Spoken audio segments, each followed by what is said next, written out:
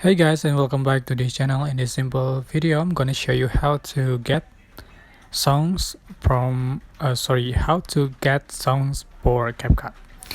Alright, so for example, to get a song you can open your project, or you can create new project and then select audio and select sound, so you can get the song from your files. Or you can get song from extracted video.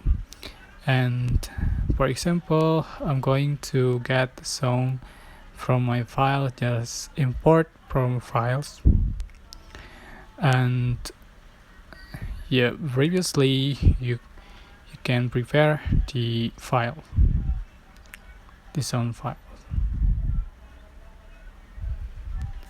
So select the sound file that you want to add. Just click, and yeah, it already exists.